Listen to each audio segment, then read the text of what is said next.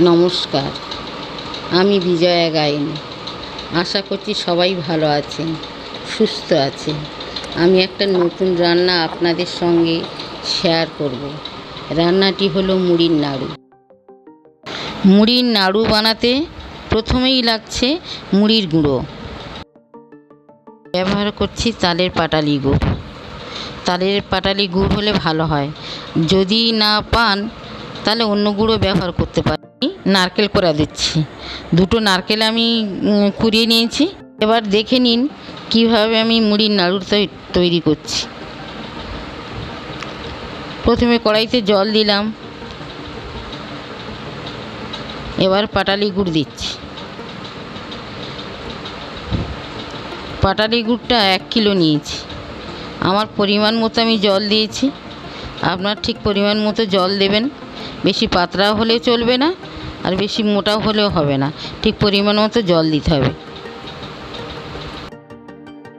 পাটালি গুড়টা যতক্ষণ না গলছে ততক্ষণ আমি অপেক্ষা করছি। এবার পাটালি গুড়টা আমার গলে গেছে। এবার আমি নারকেল কোড়া দিচ্ছি।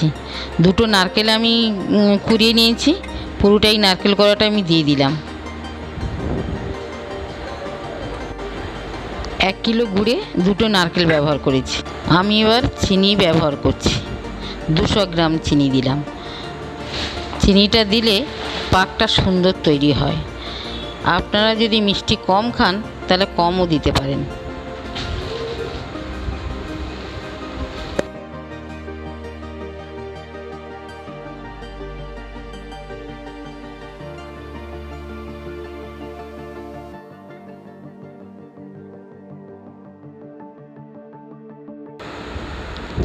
এবার মুড়ির গুঁড়ো দিচ্ছি। এবার নাড়তে লাগছি। নাড়ুটা তৈরি করার জন্য একটু নাড়তে হবে। আমি 500 গ্রাম মুড়ি গুঁড়ো করেছিলাম, 400 গ্রাম দিয়েছি, 100 গ্রাম রেখেছি। ওটা পরে নাড়ুর তৈরি করার কাজে লাগানোর জন্য।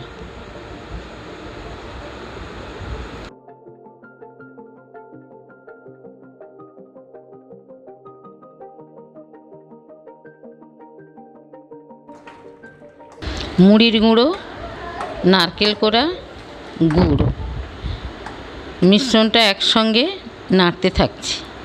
যতক্ষণ না সুন্দরভাবে মেশানো হচ্ছে ততক্ষণ নাড়তে হবে। যত সুন্দর মেশানো হবে তবে নাড়ুটা সুন্দর তৈরি হবে।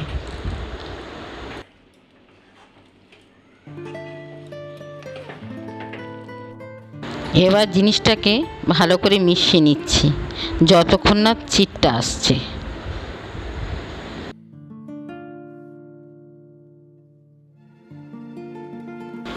নাড়ুর পাকটা আমার তৈরি হয়ে গেছে। ওটা নামিয়ে আমি নাড়তে নাড়তে ঠান্ডা করে নিচ্ছি। একটা পাত্রে 100 গ্রাম মুড়ির গুঁড়ো আমি রেখেছি, ওটা নাড়ুটা পাকিয়ে পাকিয়ে ওই পাত্রে আমি রাখবো।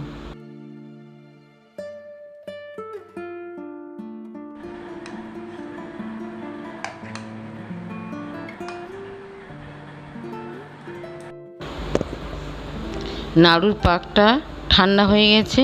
এবার নাড়ু করে করে ওই পাত্রে আমি রাখছি।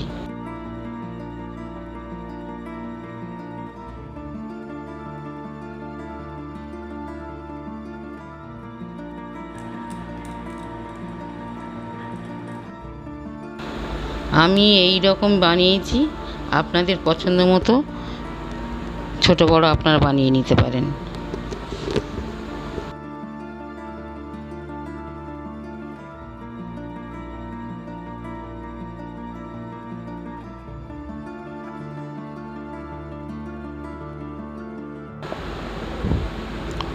মুড়ির নাড়ুর উপরে গুঁড়ো ছড়িয়ে দিচ্ছি যাতে শক্ত হয়ে যায়।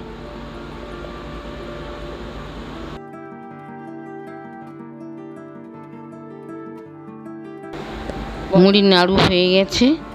একটা পাত্রে সুন্দর করে সাজিয়ে নিয়েছি।